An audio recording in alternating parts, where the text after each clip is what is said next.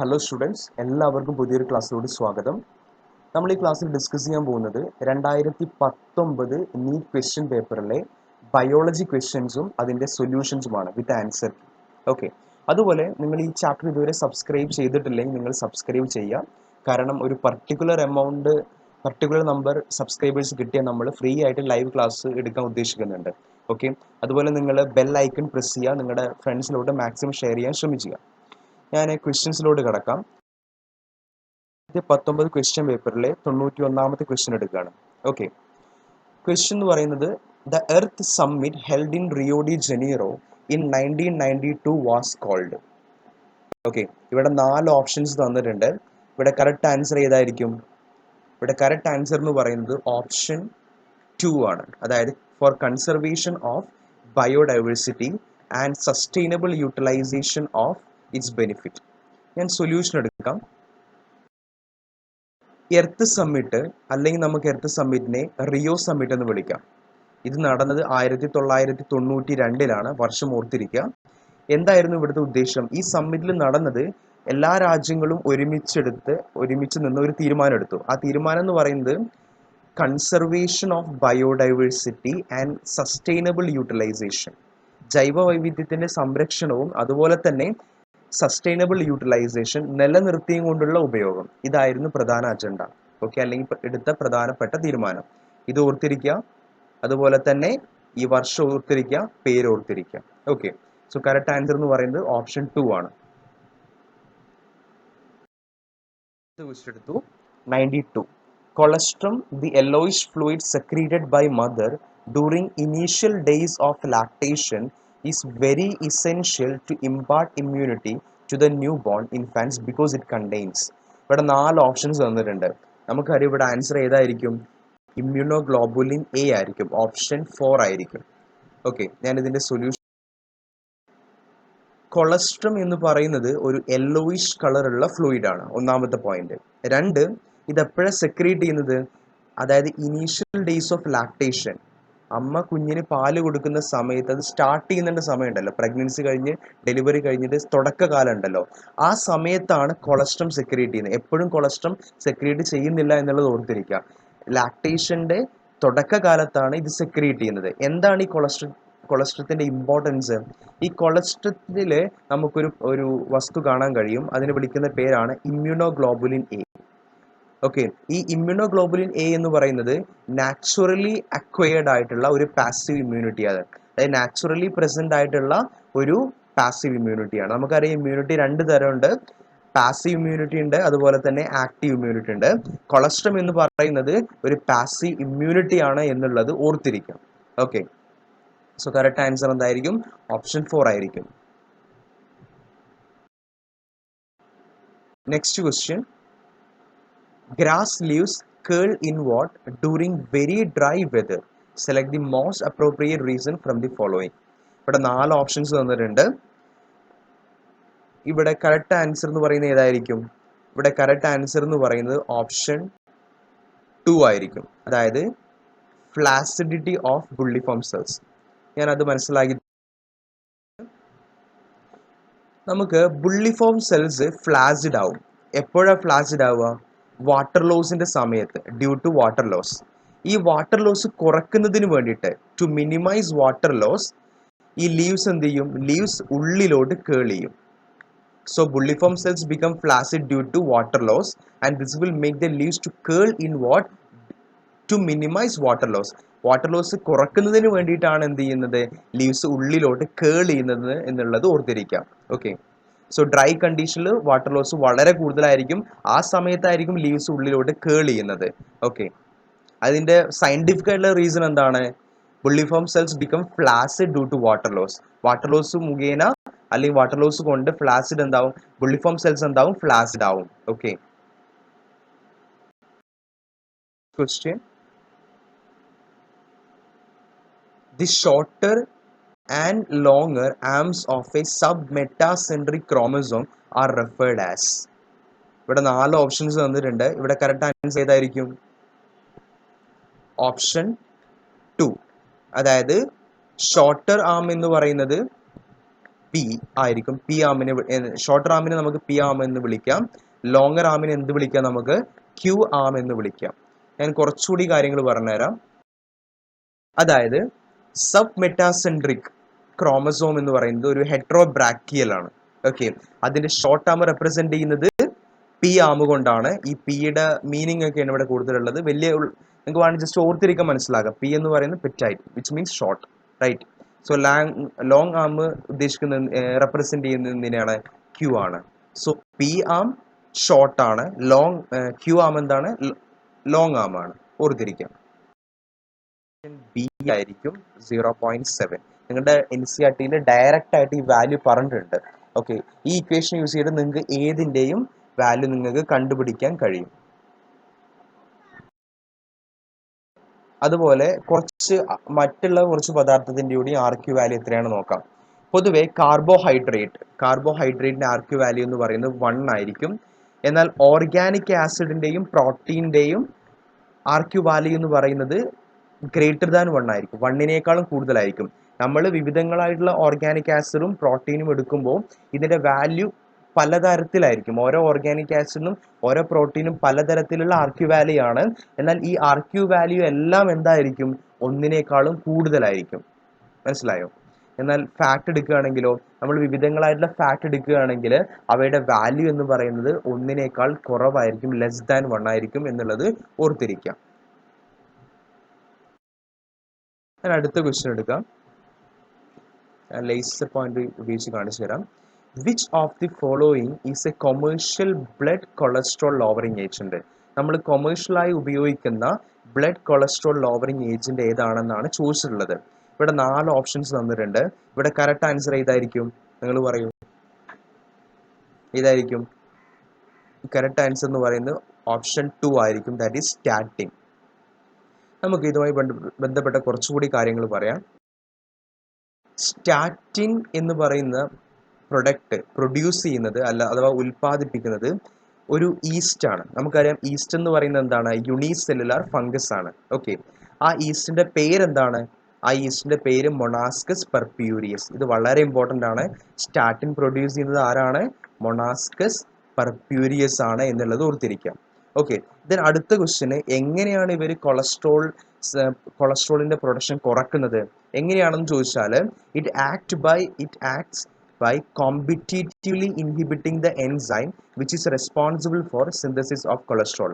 അതായത് കൊളസ്ട്രോൾ ഉൽപ്പാദിപ്പിക്കാൻ കാരണമാകുന്ന എൻസൈമിന്റെ പ്രൊഡക്ഷൻ ഇവരെന്ത് ചെയ്യും? കോമ്പറ്റിറ്റീവ്ലി ഇൻഹിബിറ്റ് ചെയ്യും, അഥവാ എൻസൈമിന്റെ ആക്ടിവിറ്റി ഇവർ കുറക്കും. സോ അതുവഴിയാണ് എന്ത്? കൊളസ്ട്രോളിന്റെ പ്രൊഡക്ഷൻ കുറയുന്നത് എന്നുള്ളത് ഓർത്തിരിക്കാം. ഈ വേർഡ് നിങ്ങൾ ഓർത്തിരിക്കുക, കോമ്പറ്റിറ്റീവ് ഇൻഹിബിഷൻ. എന്താണ് കോമ്പറ്റിറ്റീവ് ഇൻഹിബിഷൻ? നിങ്ങളുടെ എക്സാമിന് നിങ്ങൾക്ക് പ്രതീക്ഷിക്കാം ഇത്തരത്തിലുള്ള വേർഡുകൾ. എന്ന് പറയുന്ന ഓപ്ഷൻ 3 ആയിരിക്കും.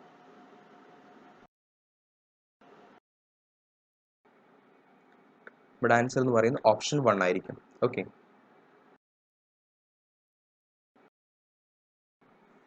നെക്സ്റ്റ് ക്വസ്റ്റ്യൻ നമ്മുടെ ഹ്യൂമൻ ഫിസിയോളജി എന്നുള്ള ഒരു ക്വസ്റ്റ്യൻ ആണ്. Which part of the brain is responsible for thermo regulation? Thermo റെഗുലേഷന് കാരണമായ പാർട്ട് ഏതാണെന്നാണ് ചോദിച്ചിട്ടുള്ളത്. കറക്റ്റ് ആൻസർ ഏതായിരിക്കും?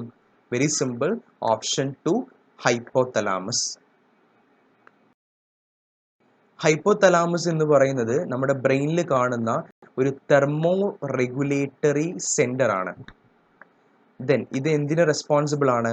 നമ്മുടെ ബോഡിയിലുള്ള ടെമ്പറേച്ചർ, കോൺസ്റ്റന്റ് ടെമ്പറേച്ചർ മെയിൻറ്റെയിൻ ചെയ്യാൻ റെസ്പോൺസിബിൾ ആണ് ആര്? ഹൈപ്പോതലാമസ്. സോ ഹൈപ്പോതലാമസിനെ നമുക്ക് എന്ത് വിളിക്കാം? തെർമോ റെഗുലേറ്ററി ഓർഗൻ അഥവാ സെന്റർ എന്ന് വിളിക്കാം. സോ കറക്റ്റ് ആൻസർ എന്തായിരിക്കും? ഓപ്ഷൻ 2 ഹൈപ്പോതലാമസ് ആയിരിക്കും.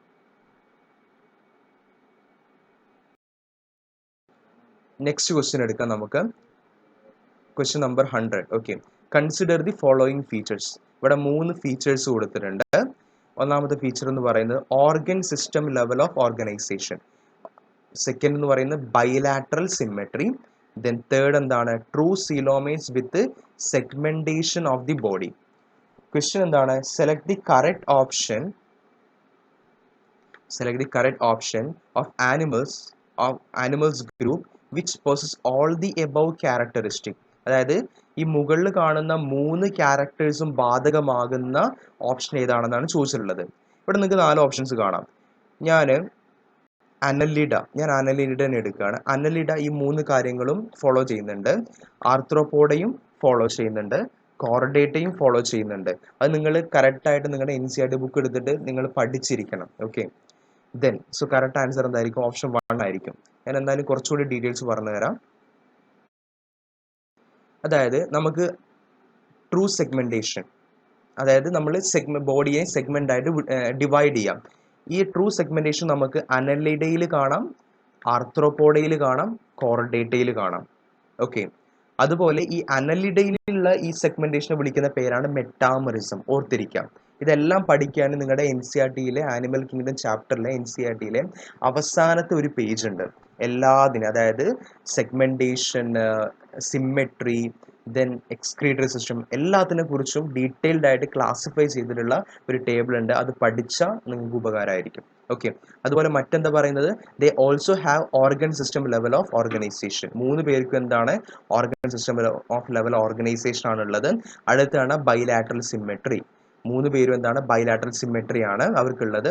അതുപോലെ തന്നെ അവരെന്താണ്? ട്രൂ സിലോമേറ്റ്സ് ആണ്. അവർ ട്രൂ സിലോമേറ്റ്സ് ആണ് എന്നുള്ളത് ഓർത്തിരിക്കാം.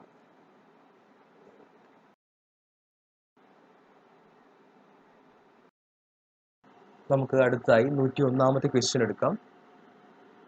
ഈ ക്വസ്റ്റ്യൻ എന്ന് പറയുന്നത് സ്ട്രക്ചറൽ ഓർഗനൈസേഷൻ ഇൻ ആനിമൽസ് എന്ന് പറയുന്ന ചാപ്റ്ററിലെ കൊക്രോച്ച് എന്നുള്ള ഭാഗത്തു നിന്നുള്ള ക്വസ്റ്റ്യൻ ആണ്. ഓക്കെ, അവരുടെ ഞാൻ ക്വസ്റ്റ്യൻ വായിക്കാം. Select the correct sequence of organs in the alimentary canal of cockroach starting from mouth. അതായത് അവരുടെ അലിമെന്ററി കനാലിന്റെ പാറ്റേൺ ഏതാണെന്നാണ് ചോദിച്ചിട്ടുള്ളത്. ഇവിടെ കറക്റ്റ് ആൻസർ എന്ന് പറയുന്നത് ഓപ്ഷൻ 1 ആയിരിക്കും. നമുക്ക് സൊല്യൂഷൻ നോക്കാം. അതായത് കൊക്രോച്ചിന്റെ അലിമെന്ററി കനാലിന്റെ സീക്വൻസ് എന്ന് പറയുന്നത് ആദ്യം മൗത്ത് ആയിരിക്കും. മൗത്ത് കഴിഞ്ഞാൽ ആരാണ്? ഫാരിങ്സ് കഴിഞ്ഞാൽ ഈസോഫാഗസ്. മൗത്ത് മുതൽ ഈസോഫാഗസ് വരെ നമ്മുടെ മനുഷ്യന്മാരെ പോലെ തന്നെ ആയിരിക്കും. മൗത്ത്, ഫാരിങ്സ്, ഈസോഫാഗസ് ഒരേ സീക്വൻസ് ആണ്. എന്നാൽ ഈസോഫാഗസ് കഴിഞ്ഞാൽ അവർക്ക് പുതുതായിട്ടൊരു സ്ട്രക്ചർ ഉണ്ട്. അതിന് വിളിക്കുന്ന പേരാണ് ക്രോപ്പ്.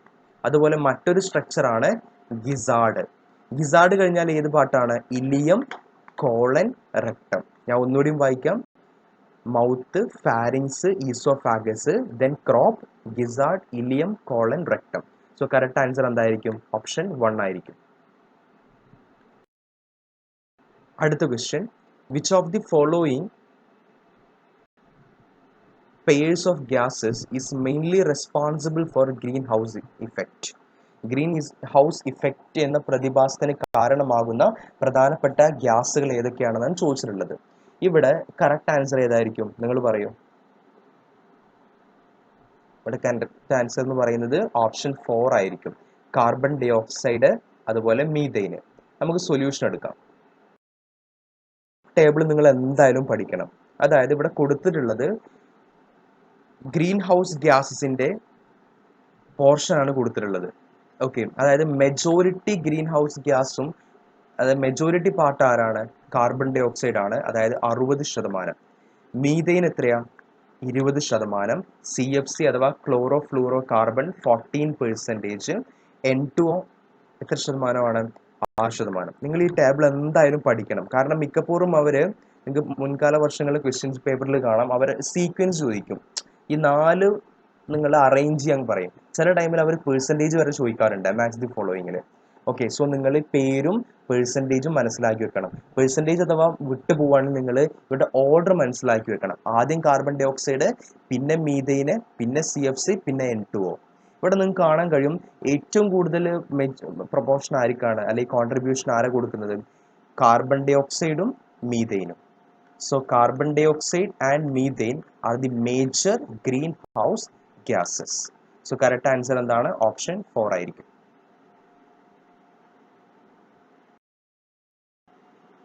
ആയിരിക്കും. നമുക്ക് അടുത്ത ക്വസ്റ്റ്യൻ എടുക്കാം. The ciliated epithelial cells are required to move particles or mucus in a specific direction. Okay, in humans these cells are mainly present in. അതായത് സീലിയേറ്റഡ് എപ്പിത്തീലിയൽ സെൽസ് കാണുന്ന ഓർഗൻ ഏതാണെന്നാണ് ചോദിച്ചിട്ടുള്ളത്. സീലിയേറ്റഡ്, ഓർത്തിരിക്കുക, ciliated epithelial cells. Okay, ഇവിടെ correct answer എന്ന് പറയുന്നത് bronchioles and fallopian tube, option 4 ആയിരിക്കും. നമുക്ക് solution എടുക്കാം. Bronchioles and fallopian tubes are lined with ciliated epithelial cells. ഇത് ഓർത്തിരിക്കണം, ciliated epithelial cells. Okay, and which is helping to move particles or mucus in specific direction. ഒരു specific ആയിട്ടുള്ള ഡയറക്ഷനിലോട്ട് പാർട്ടിക്കിൾസിനെ move ചെയ്യാൻ ആര് സഹായിക്കും? ciliated epithelial cells അഥവാ ciliated epithelium സഹായിക്കും. So correct answer ഏതാണ്? ഓപ്ഷൻ 4 ആണ്.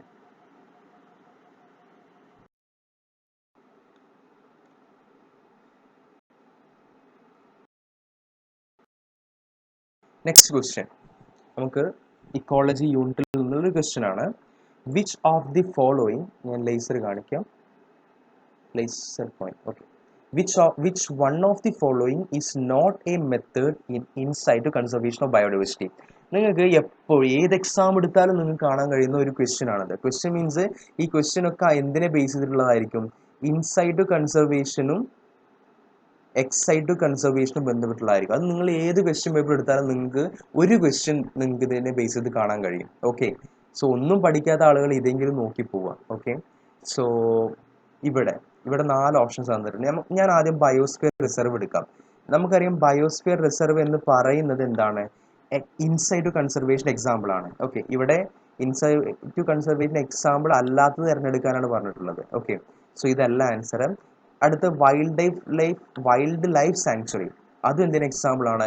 ഇൻസൈറ്റ് ടു കൺസർവേഷൻ എക്സാമ്പിൾ ആണ്.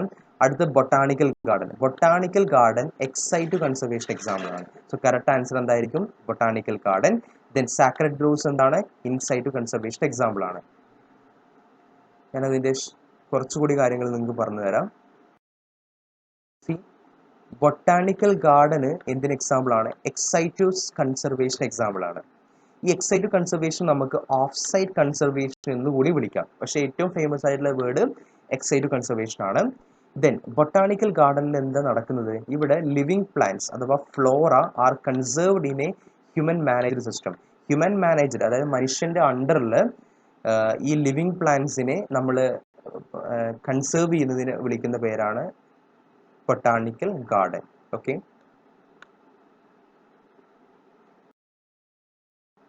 ദെൻ അടുത്ത ക്വസ്റ്റ്യൻ എടുത്തു. വളരെ ഇൻട്രസ്റ്റിംഗ് ആയിട്ടുള്ള ക്വസ്റ്റ്യൻ ആണ്.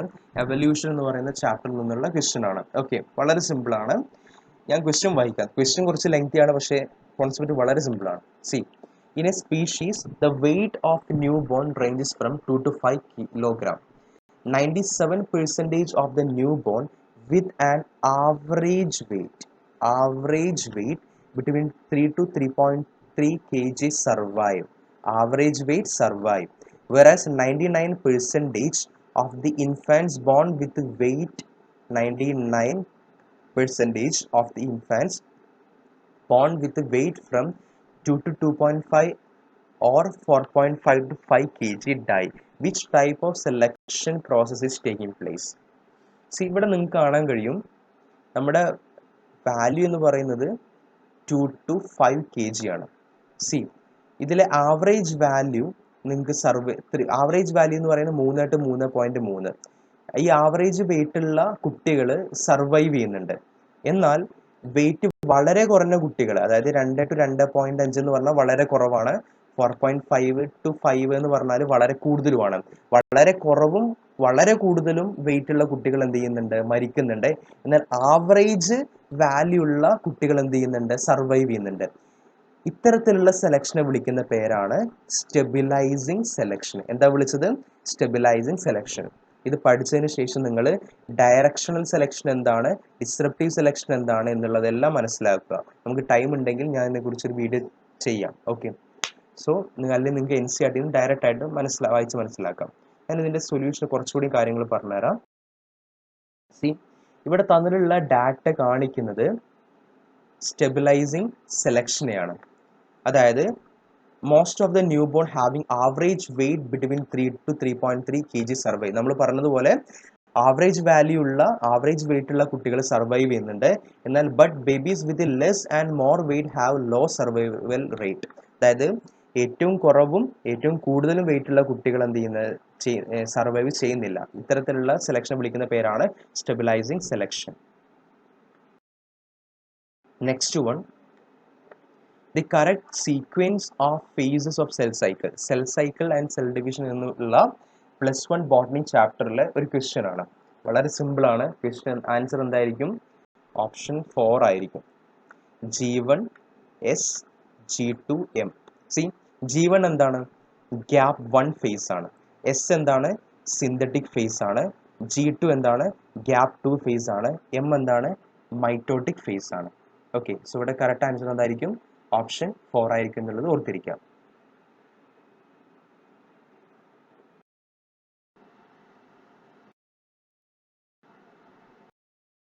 നമുക്ക് 109ാമത്തെ ക്വസ്റ്റ്യൻ എടുക്കാം. ക്വസ്റ്റ്യൻ എന്താണ്? How does steroid hormones influence the cellular activity? Steroid hormones എങ്ങനെയാണ് സെല്ലുലാർ ആക്ടിവിറ്റിയെ ഇൻഫ്ലുവൻസ് ചെയ്യുന്നു എന്നുള്ളതാണ് ചോദിച്ചിട്ടുള്ളത്. ഇവിടെ 4 ഓപ്ഷൻസ് തന്നിട്ടുണ്ട്. ഇവിടെ കറക്റ്റ് ആൻസർ ഏതായിരിക്കും? നിങ്ങൾ പറയൂ. ഇവിടെ കറക്റ്റ് ആൻസർ എന്ന് പറയുന്നത് ഓപ്ഷൻ 2 ആയിരിക്കും. Binding to DNA and forming a gene hormone complex. ഞാൻ ഇതിന്റെ സൊല്യൂഷൻ എടുക്കാം. See, steroid hormones are directly enter to the cell and bind with intracellular receptors in nucleus to form hormone receptor complex. അതായത് steroid hormones direct ആയിട്ട് ഒരു സെല്ലിലോട്ട് കടന്നിട്ട് അവിടെയുള്ള intra cellular റിസപ്റ്റേഴ്സുമായിട്ട് combine ചെയ്തിട്ട് എന്ത് ഫോം ചെയ്യും? ഹോർമോൺ റിസപ്റ്റർ കോംപ്ലക്സ് ഫോം ചെയ്യും. സോ ഹോർമോൺസ്, സ്റ്റിറോയിഡ് ഹോർമോൺസ് റിസപ്റ്ററുമായിട്ട് ഇൻട്രാ സെല്ലുലാർ റിസപ്റ്റേഴ്സുമായിട്ട് കമ്പൈൻ ചെയ്തിട്ട് എന്ത് ഫോം ചെയ്യും? ഹോർമോൺ റിസപ്റ്റർ കോംപ്ലക്സ് ഫോം ചെയ്യും. ഓക്കെ, ദെൻ ഈ ഹോർമോൺ റിസപ്റ്റർ കോംപ്ലക്സ് ആരുമായിട്ട് ഇന്ററാക്ട് ചെയ്യും? ജീനോവുമായിട്ട് ഇന്ററാക്ട് ചെയ്യും. ഓക്കെ, ഇങ്ങനെയാണ് steroid hormones cellular activities regulate ചെയ്യുന്നു എന്നുള്ളത് ഓർത്തിരിക്കാം. Next question, which of the following statements is not correct? നിങ്ങൾ ഇങ്ങനെ ക്വസ്റ്റ്യൻ വരുമ്പോഴേ ഇത് കറക്റ്റ് ആണോ നോട്ട് കറക്റ്റ് ആണോ എന്നുള്ളത് നിങ്ങൾ ആദ്യം ഒന്ന് മാർക്ക് ചെയ്യണം. നിങ്ങൾക്ക് വളരെ യൂസ്ഫുൾ ആയിരിക്കും. Okay, not correct. ഇവിടെ 4 ഓപ്ഷൻസ് തന്നിട്ടുണ്ട്. ഞാൻ ഓപ്ഷൻ 1 എടുക്കാം. Lysosomes have numerous hydrolytic enzyme. ആ സ്റ്റേറ്റ്മെന്റ് കറക്റ്റ് ആണ്. Second statement, the hydrolytic enzymes of lysosomes are active under acidic pH. അതും ശരിയാണ്. Lysosomes are membrane bound structures. അതും ശരിയാണ്. Then the lysosomes are formed by the process of packaging in endoplasmic reticulum. ഇത് ശരിയല്ല. Endoplasmic reticulum അല്ല, ഇവിടെ വരേണ്ടത് Golgi ബോഡിയാണ്. ഓക്കെ, സോ ഈ സ്റ്റേറ്റ്മെന്റ് കറക്റ്റ് അല്ല. അതുപോലെ ഞാൻ വേറൊരു കാര്യം പറയാൻ ഉദ്ദേശിക്കുന്നത്, നിങ്ങൾ മെംബ്രെയിൻ ബൗണ്ട് ആയിട്ടുള്ള സ്ട്രക്ചേഴ്സും മെംബ്രെയിൻ ബൗണ്ട് അല്ലാത്ത സ്ട്രക്ചേഴ്സും, അതായത് മെംബ്രെയിൻ ബൗണ്ട്ലെസ് സ്ട്രക്ചേഴ്സ് നിങ്ങൾ ഏതാണെന്നൊന്ന് നോട്ട് ചെയ്ത് പഠിച്ചു വെക്കണം. കാരണം മിക്കപ്പോഴും ഇതിനെ ബേസ് ചെയ്ത് നിങ്ങൾക്ക് ക്വസ്റ്റ്യൻ കാണാൻ കഴിയും. ഓക്കെ, സോ അത് വളരെ ഇമ്പോർട്ടൻ്റ് ആണ്. ഇനി നമ്മുടെ ഈ ക്വസ്റ്റ്യനിലോട്ട് വരാം. സോ ഇതെന്താണ്? എൻഡോപ്ലാസ്മിക് റെറ്റിക്കുലം ആവില്ല. ഇതെന്താണ്? ഗോൾഗി ബോഡിയാണ്. ഞാൻ അതിന്റെ സൊല്യൂഷൻ എടുക്കാം. Lysosomes are budded off from trans face of Golgi body. അതായത് ഗോൾഗി ബോഡിയുടെ ട്രാൻസ്ഫേസിൽ നിന്നാണ് ലൈസോസോംസ് എന്ത് ചെയ്യുന്നത്? ബെഡ് ഓഫ് ചെയ്യുന്നത്. ഗോൾഗി ബോഡിയിൽ നമുക്ക് 2 ഫേസ് കാണാം. ട്രാൻസ് ഫേസ് കാണാം, അതുപോലെ തന്നെ സിസ് ഫേസ് കാണാം. ഈ ട്രാൻസ് ഫേസിൽ നിന്നായിരിക്കും എന്ത് ഫോം ചെയ്യുന്നത്? ലൈസോസോംസ് ഫോം ചെയ്യുന്നത്. ഓക്കെ, ദെൻ അടുത്ത point, precursor of lysosomal enzymes are synthesised by RER, which means rough endoplasmic reticulum, and then sent to Golgi bodies for further processing. അതായത് ലൈസോസോമൽ എൻസൈംസിന്റെ പ്രിക്കേഴ്സർ പ്രൊഡ്യൂസ് ചെയ്യുന്നത് അഥവാ synthesise ചെയ്യുന്നത് rough endoplasmic reticulum ആയിരിക്കും. Then അതിനുശേഷം ഇതെന്ത് ചെയ്യും? Golgi ബോഡിയിലോട്ട് send ചെയ്യും. എന്തിന് അയച്ചു കൊടുക്കും? Four further processing. ഫർദർ പ്രോസസ്സിങ്ങിന് വേണ്ടിയിട്ട് ഇത് ഗോൾഗി ബോഡിയിലോട്ട് സെൻഡ് ചെയ്യും. ഓക്കെ, ഈ കാര്യം ഒന്ന് മനസ്സിലാക്കിയിരിക്കുക. അടുത്ത question number 111. which one of the following statements regarding post fertilization development in flowering plant is incorrect? തെറ്റായിട്ടുള്ള സ്റ്റേറ്റ്മെന്റ് ഏതാണെന്നാണ് ചോദിച്ചിട്ടുള്ളത്. ഞാൻ ആദ്യത്തെ സ്റ്റേറ്റ്മെന്റ് എടുക്കാം. Ovary develop in to fruit. ശരിയാണ്. ഓവറി ഫ്രൂട്ട് ആയിട്ട് കൺവേർട്ട് ചെയ്യും. Zygote develop in to embryo. അതും ശരിയാണ്. Central cell develop in to endosperm. ആ സ്റ്റേറ്റ്മെന്റ് ശരിയാണ്. Ovule develop in to embryo sac. ഇത് ശരിയല്ല. ഒവ്യൂൾ എന്തായിട്ട് കൺവേർട്ട് ചെയ്യും? സീഡ് ആയിട്ട് കൺവേർട്ട് ചെയ്യും. ഞാൻ ഇതിന്റെ സൊല്യൂഷൻ പറഞ്ഞുതരാം. സോ കറക്റ്റ് ആൻസർ എന്തായിരിക്കും? ഓപ്ഷൻ 4 ആയിരിക്കും. ഈ ടേബിൾ നിങ്ങൾ നന്നായിട്ട് പഠിക്കണേ, ഒരിക്കലും വിട്ടുപോകരുത്. അതായത് ഇവിടെ കൊടുത്തിട്ടുള്ളത് പോസ്റ്റ് ഫെർട്ടിലൈസേഷൻ ചേഞ്ചസ്, അതായത് ഫെർട്ടിലൈസേഷൻ കഴിഞ്ഞാണ് നടക്കുന്ന മാറ്റങ്ങളാണ് ഇവിടെ കൊടുത്തിട്ടുള്ളത്. അതായത് ഫെർട്ടിലൈസേഷൻ കഴിഞ്ഞാൽ ഒവ്യൂൾ എന്തായിട്ട് മാറും? സീഡ് ആയിട്ട് മാറും. ഓവറി എന്തായിട്ട് മാറും? ഫ്രൂട്ട് ആയിട്ട് മാറും. സൈഗോട്ട് എന്തായിട്ട് മാറും? എംബ്രിയോ ആയിട്ട് മാറും. സെൻട്രൽ സെൽ എന്തായിട്ട് മാറും? എൻഡോസ്പെർം ആയിട്ട് മാറും. ഓക്കെ, ഇത് നിങ്ങൾ എഴുതി പഠിച്ചു വെക്കുക. ഞാൻ അടുത്തൊരു ക്വസ്റ്റ്യൻ എടുക്കാം. ഈ ക്വസ്റ്റ്യൻ വരുന്നത് ബയോമോളിക്യൂൾസ് എന്ന് പറയുന്ന ചാപ്റ്ററിൽ നിന്നാണ്. നിങ്ങളുടെ NCERT-യിൽ ഒരു ടേബിളിൽ കൊടുത്തിട്ടുള്ള ക്വസ്റ്റ്യൻ ആണ്, ഡയറക്റ്റ് ആയിട്ട് ചോദിച്ചിരിക്കുകയാണ്. Okay, concanavalin A is. ഇവിടെ കറക്റ്റ് ആൻസർ എന്ന് പറയുന്നത് ഓപ്ഷൻ 3 ആയിരിക്കും, a lectin. Concanavalin A is a lectin. നമുക്ക് സൊല്യൂഷൻ എടുക്കാം. കൺകന വാലിൻ എ എന്ന് പറയുന്നത് ഒരു സെക്കൻഡറി മെറ്റബോളൈറ്റ് ആണ്. അതിന് സെക്കൻഡറി മെറ്റബോളൈറ്റ്സിന് അതിന് ഒരു എക്സാമ്പിൾ ആണ് ലെക്റ്റിൻ. സി ഓക്കെ, ദെൻ ഈ ലെക്റ്റിന്റെ പ്രോപ്പർട്ടി എന്താണ്? അഗ്ലൂട്ടിനേറ്റ് RBC. RBC അഗ്ലൂട്ടിനേറ്റ് ചെയ്യുന്ന പ്രോപ്പർട്ടിയാണ് ആർക്കുള്ളത്? ലെക്റ്റിൻ ഉള്ളത്. ലെക്റ്റിന് എന്തിന് എക്സാമ്പിൾ ആണ്? കൊൺകന വാലിൻ എക്ക് എക്സാമ്പിൾ ആണ്. എന്താണ് കൊൺകന വാലിൻ എ? സെക്കൻഡറി മെറ്റബോളൈറ്റ് ആണ്. നമ്മൾ ആ ചാപ്റ്റർ പഠിച്ചിട്ടുണ്ട്. പ്രൈമറി മെറ്റബോളൈറ്റ്സ് ഉണ്ട്, സെക്കൻഡറി മെറ്റബോളൈറ്റ്സ് ഉണ്ട്. അവർ തമ്മിലുള്ള വ്യത്യാസം എന്താണെന്നുള്ള കാര്യങ്ങൾ ഞാൻ ഇവിടെ പറയുന്നില്ല. ഓക്കെ, സോ അതിൽ സെക്കൻഡറി മെറ്റബോളൈറ്റ്സിന് എക്സാമ്പിൾ ആണ് ആര്? കൺകന വാലിൻ എ. ഓക്കെ, അടുത്ത ക്വസ്റ്റ്യൻ വളരെ സിമ്പിൾ ആയിട്ടുള്ള ക്വസ്റ്റ്യൻ ആണ്. ഈ ക്വസ്റ്റ്യൻ വരുന്നത് മൈക്രോബ്സ് ഇൻ ഹ്യൂമൻ വെൽഫെയർ എന്ന് പറയുന്ന ചാപ്റ്ററിൽ നിന്നാണ്. Which one of the following equipment is essentially required for growing microbes on a large scale for industrial production? അതായത് ഇൻഡസ്ട്രിയൽ പ്രൊഡക്ഷൻ ആവശ്യമായിട്ടുള്ള രീതിയിൽ എൻസൈമിനെ പ്രൊഡ്യൂസ് ചെയ്യാൻ ഉപയോഗിക്കുന്ന എക്യുപ്മെന്റിന്റെ പേരാണ് ചോദിച്ചിട്ടുള്ളത്. ഇവിടെ കറക്റ്റ് ആൻസർ എന്തായിരിക്കും? ബയോ റിയാക്ടർ ആയിരിക്കും. നിങ്ങൾക്ക് NCERT-യിൽ അതിന്റെ ഫോട്ടോസ് എല്ലാം, കളർഫുൾ ഫോട്ടോസ് എല്ലാം കാണാൻ കഴിയും. സി, ഇവിടെ നിങ്ങൾ മനസ്സിലാക്കേണ്ട ഒരു കാര്യം, ബയോ റിയാക്ടർ എന്ന് പറയുന്നത് 2 ടൈപ്പ് ഉണ്ട്. ഒന്ന് എന്ന് പറയുന്നത് സ്റ്റിർഡ് ടൈപ്പ് ആണ്, 2 എന്ന് പറയുന്നത് സ്പാർജർ ടൈപ്പ് ആണ്. ഓക്കെ, സോ 2 തരത്തിലുള്ള ബയോ റിയാക്ടർ ഉണ്ട് എന്നുള്ളത് ഓർത്തിരിക്കുക. ബയോ റിയാക്ടർ എന്തിനാണ് യൂസ് ചെയ്യുന്നത്? ലാർജ് സ്കെയിൽ പ്രൊഡക്ഷൻ ആണ്. ലാർജ് സ്കെയിൽ പ്രൊഡക്ഷൻ അഥവാ industrial production.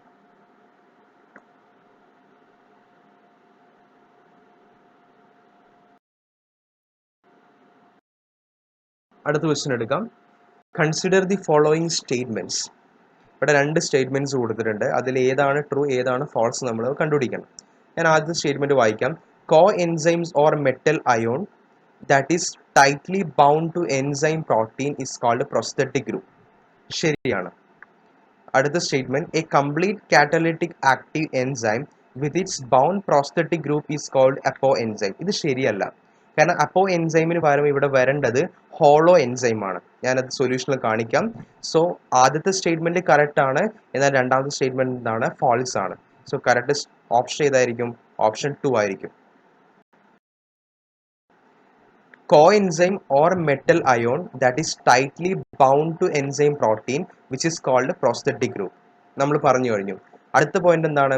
A complete catalytic active enzyme with its bound prosthetic group is called holoenzyme. Apoenzyme അല്ല, holoenzyme ആയിരിക്കും. Okay, നിങ്ങൾക്ക് ഇങ്ങനെ വേണമെങ്കിൽ പറയാം, അപ്പോ enzyme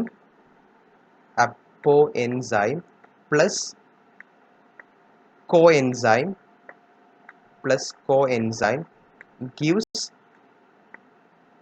hollow enzyme. Apo enzyme plus coenzyme gives hollow enzyme. ഈ equation നിങ്ങൾ ഓർത്തിരിക്കുക.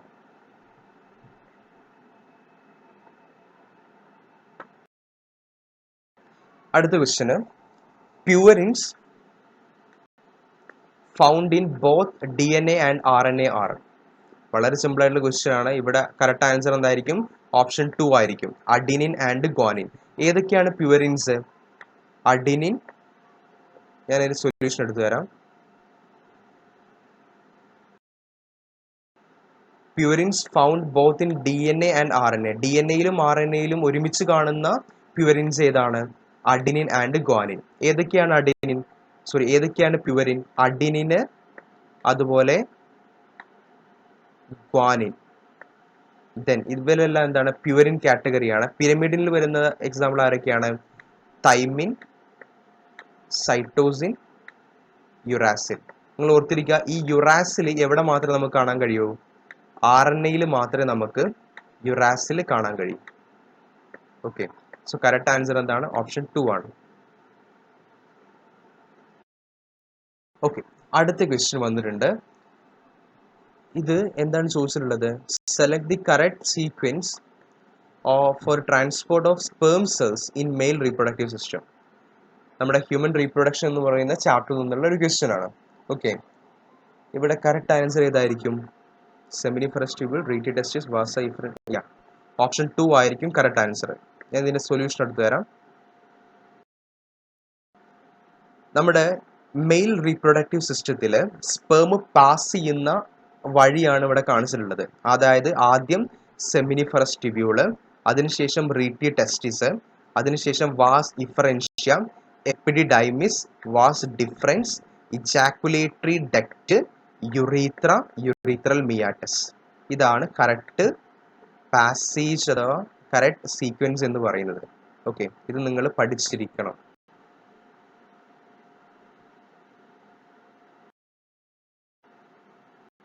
ഇനി നമുക്ക് എവല്യൂഷൻ എന്ന് പറയുന്ന ചാപ്റ്ററിൽ നിന്നുള്ള ഒരു ക്വസ്റ്റ്യൻ നോക്കാം.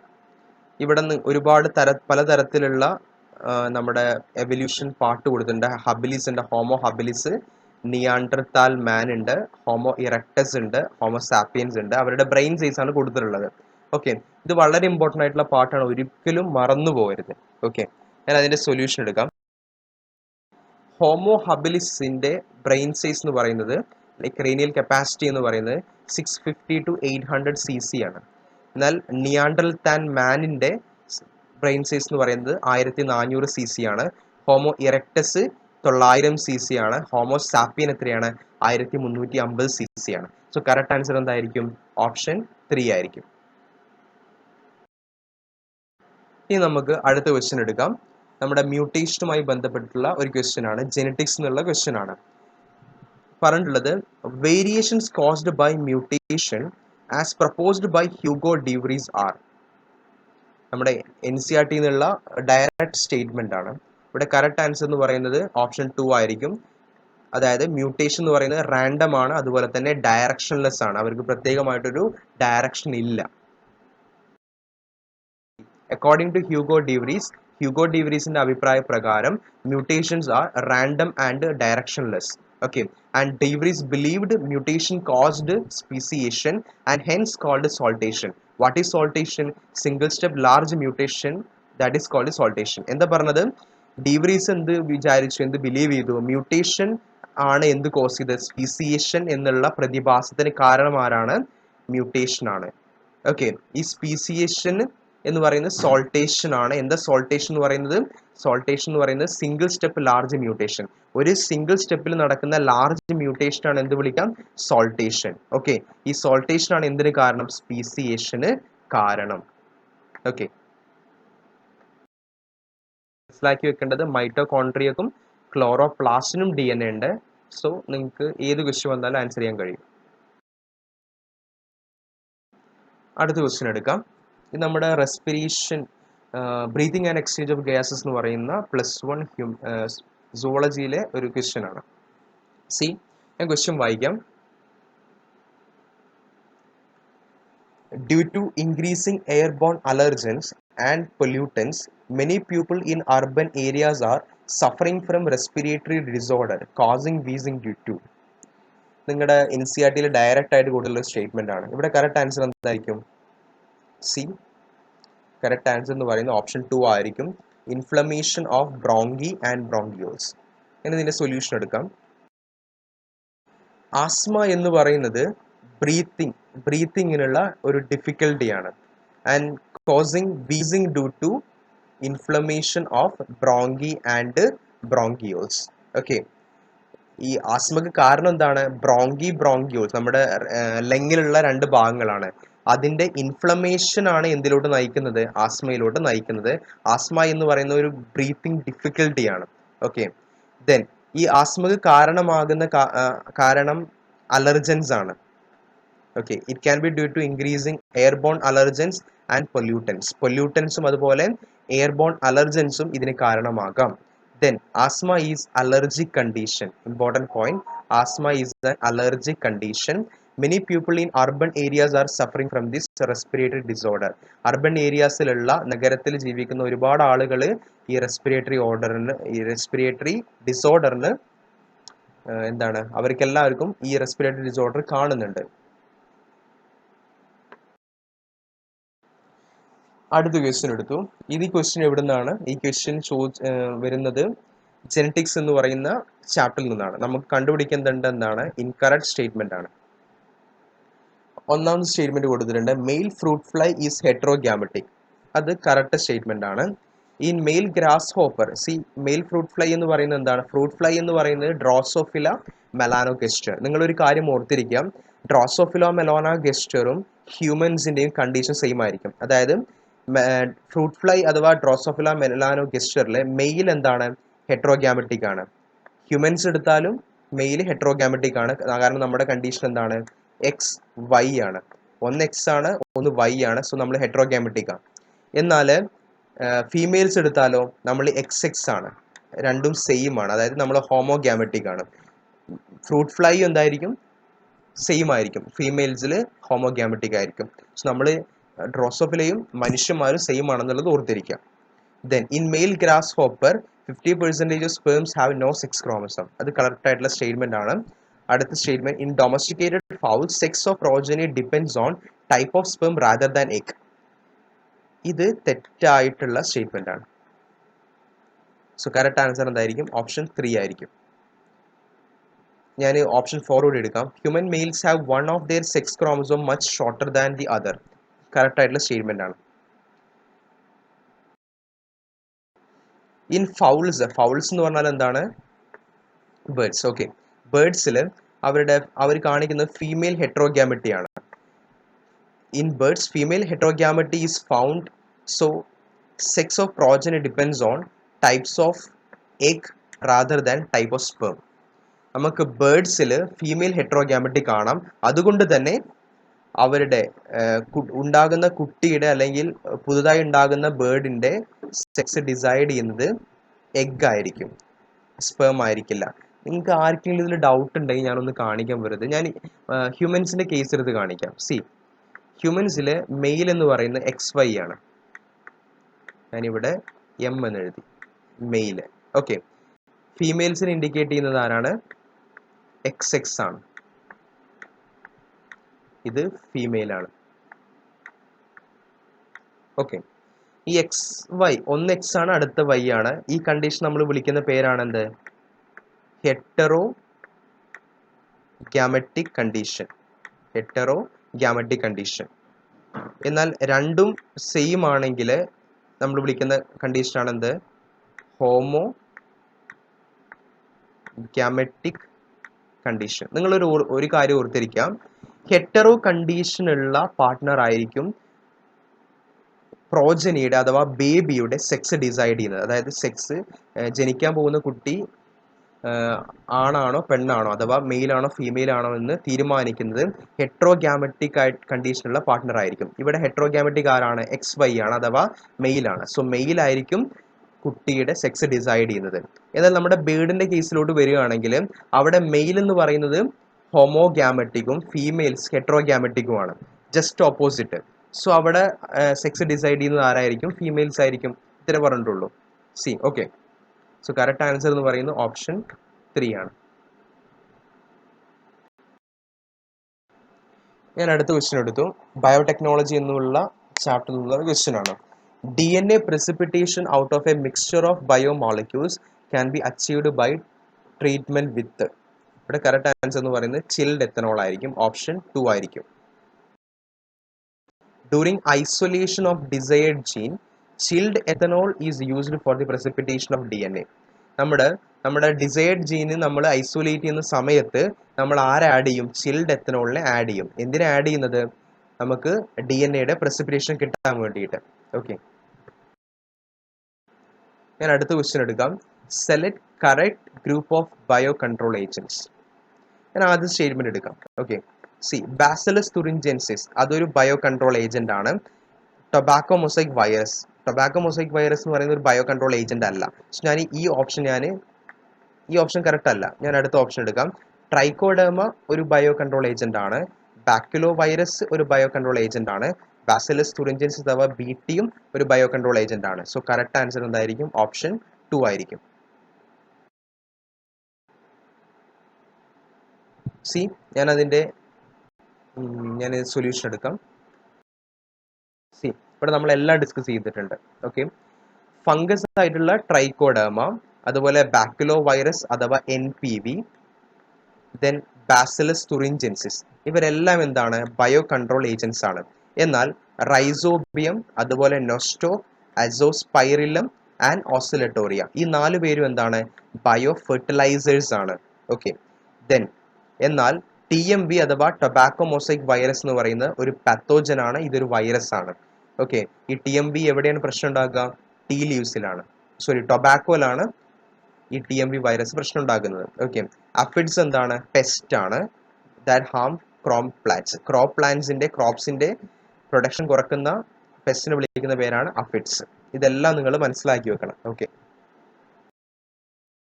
ഞാൻ അടുത്ത ക്വസ്റ്റ്യൻ എടുത്തു. ഈ ക്വസ്റ്റ്യൻ എന്ന് പറയുന്നത് നമ്മളോട് ഇൻകറക്റ്റ് ആയിട്ടുള്ള സ്റ്റേറ്റ്മെന്റ് തിരഞ്ഞെടുക്കാനാണ് ചോദിച്ചിട്ടുള്ളത്, തെറ്റായിട്ടുള്ള സ്റ്റേറ്റ്മെന്റ്. ഞാൻ ആദ്യ സ്റ്റേറ്റ്മെന്റ് എടുക്കാം. Inbreeding increases homozygosity. അത് ശരിയാണ്. Inbreeding is essential to evolve pure lines in any animal. അതും ശരിയാണ്. Inbreeding select harmful recessive genes. അത് ശരിയല്ല. സോ കറക്റ്റ് സ്റ്റേറ്റ്മെന്റ് എന്തായിരിക്കും? 4 ആയിരിക്കും. 3 ആയിരിക്കും. ഞാൻ നാലാമത്തെ ഓപ്ഷൻ കൂടി എടുക്കാം. Inbreeding helps in accumulation of superior genes and elimination of undesirable gene. അതും ശരിയാണ്.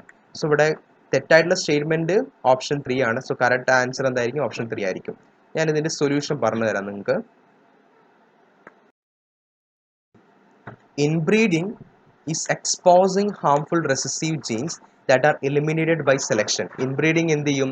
ഹാംഫുൾ റെസസീവ് ജീൻസ് എക്സ്പോസ് ചെയ്യും. അതിനെങ്ങനെ നമ്മൾ എന്ത് ചെയ്യും? അതിനെ സെലക്ഷൻ വഴി നമ്മൾ എലിമിനേറ്റ് ചെയ്യും. It also helps in accumulation of superior genes and elimination of less desirable genes. അതായത് സുപ്പീരിയർ ജീൻസിന്റെ അക്യുമുലേഷനും ലെസ് ആയിട്ടുള്ള നമുക്ക് ആവശ്യമില്ലാത്ത ജീൻസിനെ എലിമിനേറ്റ് ചെയ്യാനും ഇത് സഹായിക്കും. അതുപോലെ therefore this selection at each step increase the productivity of inbreed population. അപ്പോൾ ഓരോ സ്റ്റെപ്പിലും ഇത് എന്ത് ചെയ്യും? പോപ്പുലേഷന്റെ പ്രൊഡക്ഷൻ ഇൻക്രീസ് ചെയ്യും. ക്ലോസ് ആൻഡ് കണ്ടിന്യൂഡ് ഇൻബ്രീഡിംഗ്, ഇത് വളരെ ഇമ്പോർട്ടൻ്റ് ആണ്. Continued inbreeding usually reduces fertility and even productivity. അതായത് നമ്മൾ കണ്ടിന്യൂസ്ലി ഇൻബ്രീഡിംഗ് നടത്തിയാൽ അത് എന്തിന് കാരണമാകും? ഫെർട്ടിലിറ്റി കുറയാനും അതുപോലെ പ്രൊഡക്ടിവിറ്റി കുറയാനും കാരണമാകും. ഇത് വളരെ ഇമ്പോർട്ടൻ്റ് ആണ്. നമ്മൾ ഈ കണ്ടീഷനെ വിളിക്കുന്ന പേരാണ് ഇൻബ്രീഡിംഗ് ഡിപ്രഷൻ. എന്താ പറഞ്ഞത്? Inbreeding depression. സോ ഇവിടെ ഉള്ളതിൽ കറക്റ്റ് ആൻസർ എന്തായിരിക്കും? ഓപ്ഷൻ 3 ആയിരിക്കും.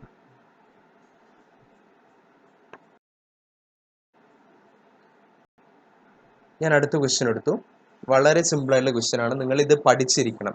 ഓക്കെ, ഇതിന്റെ ആൻസർ പറഞ്ഞു കഴിഞ്ഞിട്ട് നിങ്ങൾ ഈ ടേബിൾ പഠിച്ചിരിക്കണം. എപ്പോഴും നിങ്ങൾക്ക് കാണാൻ കഴിയുന്ന ഒരു ക്വസ്റ്റ്യനാണ്. ഒന്നാമത്തെ ക്വസ്റ്റ്യൻ ഞാൻ പറഞ്ഞത് ഇൻസൈഡ് എക്സൈഡ്, എപ്പോഴും നിങ്ങൾക്ക് ഒരു ക്വസ്റ്റ്യൻ ഇന്ന് കാണാം അതുമായി ബന്ധപ്പെട്ട്. അതുപോലെ മറ്റൊരു നമുക്ക് മാർക്ക് സ്കോർ ചെയ്യാൻ പറ്റുന്ന ഭാഗമാണ് ഇത്. മൈക്രോബ്സ് ഇൻ ഹ്യൂമൻ വെൽഫെയർ എന്ന് പറഞ്ഞ ചാപ്റ്ററിൽ നിന്നുള്ള ക്വസ്റ്റ്യൻ ആണിത്.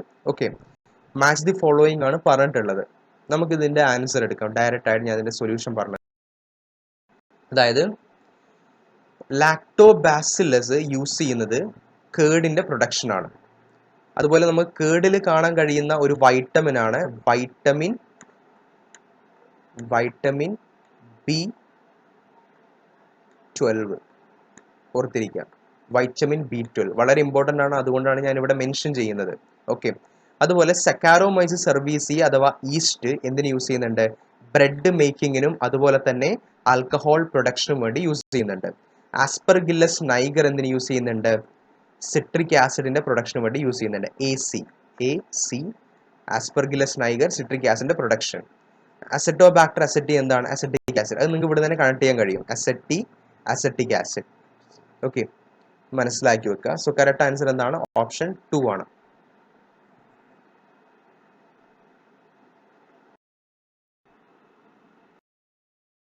അടുത്ത ക്വസ്റ്റ്യൻ എടുക്കാം.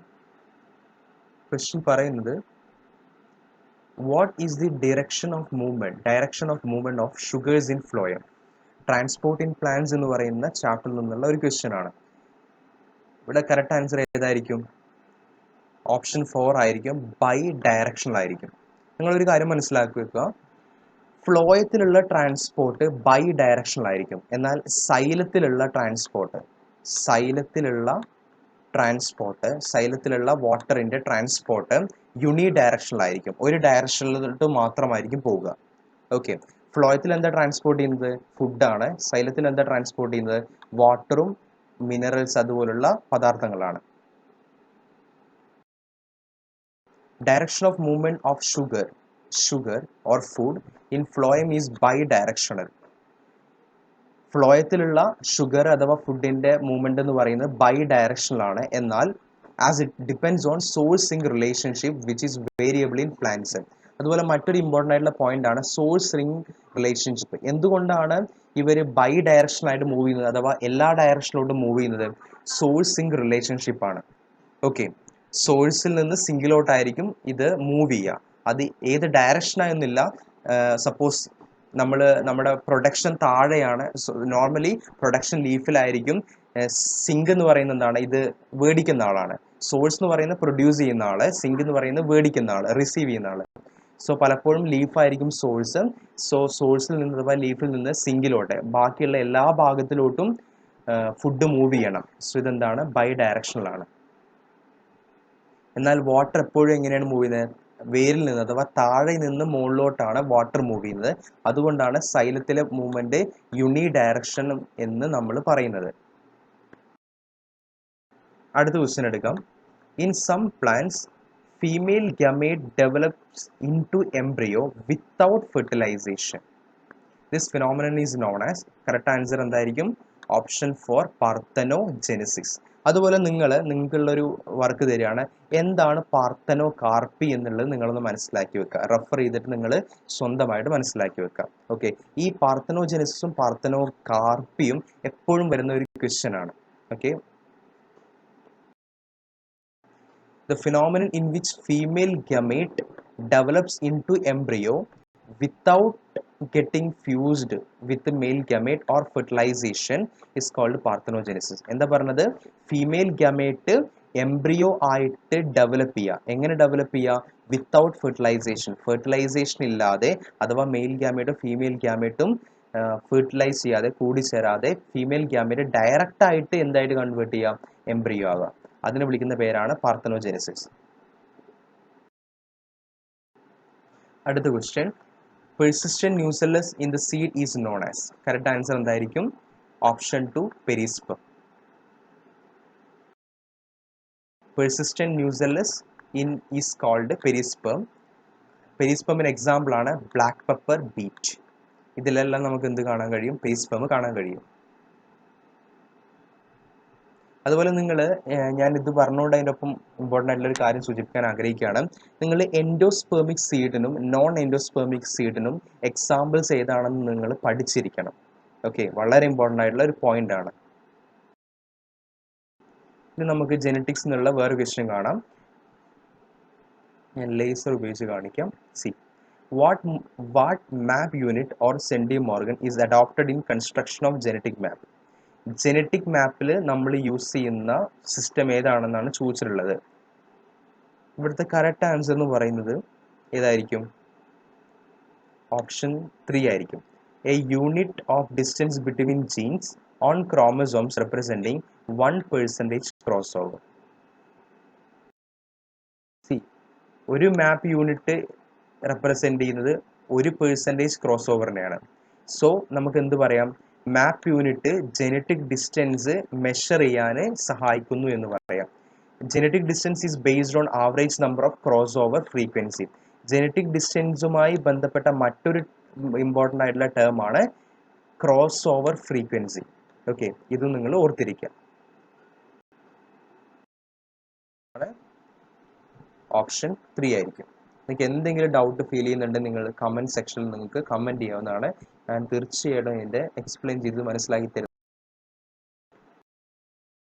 അടുത്ത question, Thiobacillus is a group of bacteria which is helpful in carrying out. അതായത് തയോബാസിലസ് ബാക്ടീരിയയുടെ ഫംഗ്ഷൻ എന്താണെന്നാണ് ചോദിച്ചിട്ടുള്ളത്. ഇവിടെ 4 ഓപ്ഷൻസ് തന്നിട്ടുണ്ട്. ഇവിടെ കറക്റ്റ് ആൻസർ എന്തായിരിക്കും? Option 4 denitrification. നമുക്ക് സൊല്യൂഷൻ എടുക്കാം. Thiobacillus ഡീനൈട്രിഫിക്കൻസ് cos denitrification. തയോബാസിലസ് ഡീനൈട്രിഫിക്കൻസ് എന്നുള്ളതാണ് അതിൻ്റെ കംപ്ലീറ്റ് ആയിട്ടുള്ള പേര്. ഈ വേർഡിൽ തന്നെ നമുക്ക് ഡീനൈട്രിഫിക്കേഷനുമായിട്ട് കണക്ട് ചെയ്യാവുന്നതാണ്. പക്ഷേ മിക്കപ്പോഴും ക്വസ്റ്റ്യൻസിൽ അവർ ഡീനൈട്രിഫിക്കൻസ് എന്നുള്ള വേർഡ് തരില്ല. അവർ സിംപ്ലി തയോബാസിലസ് എന്ന് പറയും. ഓക്കെ, സോ തയോബാസിലസ് ഡീനൈട്രിഫിക്കൻസ് എന്തിന് സഹായിക്കുന്നുണ്ട്? ഡീനൈട്രിഫിക്കേഷന് സഹായിക്കുന്നുണ്ട്. എന്താണ് denitrification?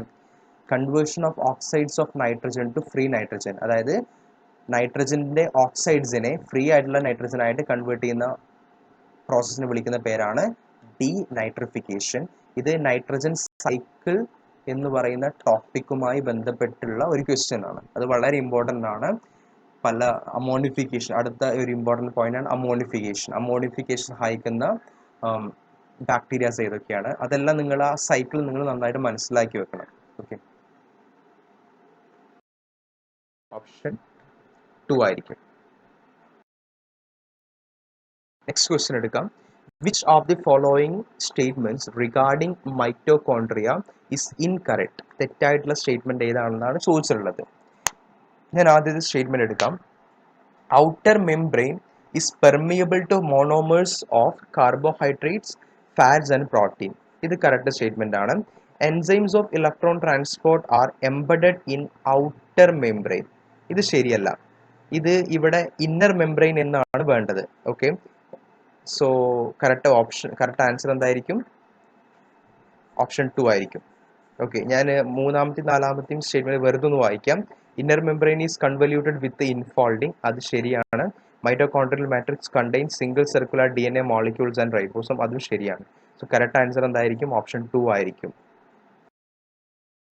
In mitochondria, enzymes for electron transport are present on inner membrane.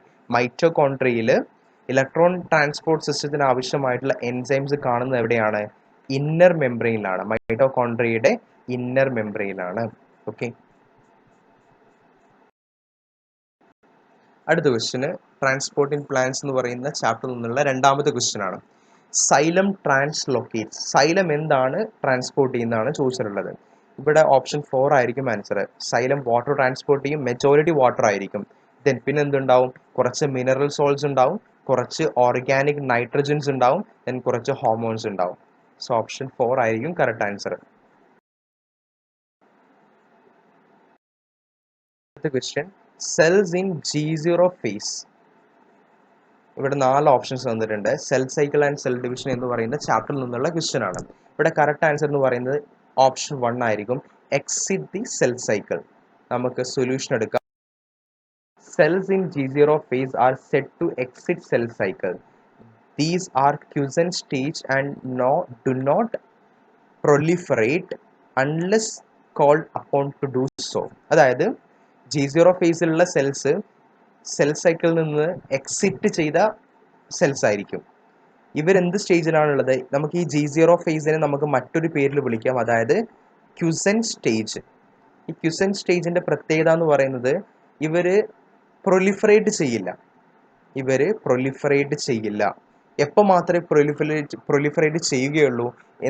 Suppose എന്തെങ്കിലും ഡാമേജ് വന്നു, ഏതെങ്കിലും സെൽസ് ഡാമേജ് ആയി, സോ നമുക്ക് അവരെ റിപ്പയർ ചെയ്യണം. ആ സമയത്ത് മാത്രമേ ഇവരെന്ത് ചെയ്യുള്ളൂ? വീണ്ടും പ്രൊലിഫറേറ്റ് ചെയ്യുള്ളൂ. ഓക്കെ, സോ ഈ ഫേസിനെ വിളിക്കുന്ന പേരാണ് G0 ഫേസ്.